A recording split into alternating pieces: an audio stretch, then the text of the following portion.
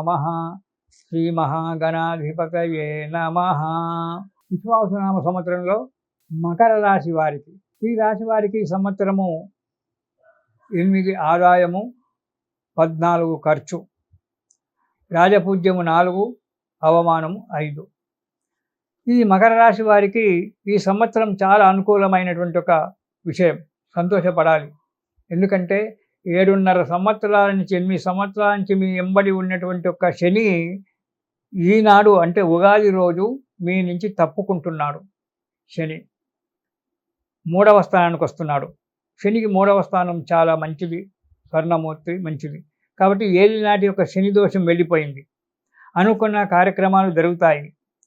దాంతోపాటు గురువు కూడా మంచి స్థానానికి ఉన్నాడు కాబట్టి అనుకున్న కార్యక్రమాలు జరగడము, ఉద్యోగంలో ఉన్నతి పొందడము, వ్యాపారంలో మంచి లాభదాయకంగా ఉండడము, 10 మంది చేత మెప్పు పడడం అనేటువంటిది జరుగుతూ ఉంది. విద్యార్థులు పోటీ పరీక్షలు ఏమైనా పెట్టినట్లయితే విద్యార్థులు పోటీ పరీక్షలో నెగ్గుతారు. తర్వాత మంచి పురోగతి ఉంటుంది. ఈ మకర రాశి వారు ఈ సంవత్సరము గృహ నిర్మాణం చేయడమో, ప్లాట్లు కొనడమో జరుగుతుంది. లేదా వివాహం గురించి ఎదురు చూసేటువంటి వారికి ఈ సంవత్సరం వివాహాలు కావడము, ఉద్యోగస్తుల ప్రమోషన్ల గురించి ఇంతకాలం నుంచి రాకుండా బాధపడేటువంటి వ్యక్తులకు ప్రమోషన్లు రావడము జరుగుతుంది. ఉద్యోగ వేటలో ఉన్నవారికి ఉద్యోగానికి దొరకడము, విదేశాలకు వెళ్ళేటువంటి వారికి మంచి అనుకూలమైన ఒక సమయం ఇది ఉంది. విదేశ ప్రయాణాలకు మంచి అనుకూల అవకాశం అనేటువంటిది ఈ సంవత్సరం కలిగింది మకర రాశి వారికి. ఈ సంవత్సరము కొత్త కొత్త పనులు చేయడం అనేటువంటిది జరుగుతుంటుంది. నూతన కార్యక్రమాలు, ఇల్లు కట్టుకోవడము, వాహనాలు కొనుక్కోవడము, లేదా ఏదైనా కొత్త కంపెనీలో పార్ట్నర్షిప్ తీసుకోవడము, కొత్తగా కంపెనీలు మీరే పెట్టడము, ఇలాంటి కొన్ని జరుగుతున్నాయి. రాజకీయంలో ఉన్నవారికి ముందడుగు పడుతూ ఉంటుంది ఈ సంవత్సరం. కొత్త వారితో పరిచయాలు ఏర్పడతాయి. కొత్త విషయాలతో ముందుకొస్తారు. సంతోషంగా ఉంటుంది. కొన్ని విషయాలలో డబ్బు ఖర్చయినప్పటికైనా ఆ డబ్బు తిరిగి సంపాదించుకునే ఒక శక్తి భగవంతుడు మీకు ఇస్తున్నాడు ఈ సంవత్సరం. ఆ డబ్బు ఏదో విధంగా మీకు దొరుకుతుంది. ఆరోగ్య విషయంలో కూడా జాగ్రత్తలు అవసరమే. ఎందుకంటే ఈ మకర రాశి వారికి ఆరోగ్య విషయంలో ఉదర సంబంధమైన వ్యాధి రావడానికి అవకాశం ఉంది. గర్భ సంబంధం అంటే కడుపు సంబంధం, అజీర్ణ వ్యాధి రావడము, అసిడిటీ, ఇలాంటివి ఎన్నో ఉన్నాయి గర్భానికి సంబంధించిన ఒక వ్యాధులు. ఆ ఉదర సంబంధమైన ఒక వ్యాధులు రావడానికి ఈ సంవత్సరము ఈ మకర రాశి వారికి ఆస్కారం ఉంది.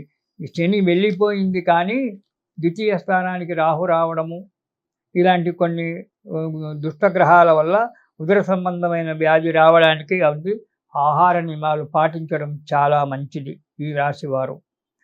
ఇక దొరుకుతుంది కదా అని చెప్పి అధిక ఆశకు వెళ్ళడం మంచిది. వీరికి అధిక ఆశ ఏర్పడుతూ ఉంటుంది. ఎందుకంటే మీకైనా నాకైనా ఎవరికైనా డబ్బు వస్తూ ఒక కార్యక్రమం వల్ల డబ్బు వస్తుందంటే ఆ కార్యక్రమాన్ని మించడానికి ఇంకా నాకు డబ్బు రావాలి, ఇంకా నాకు ధనం రావాలి అనే ఒక ఆశలో మనం ముందడుగేస్తుంటాము.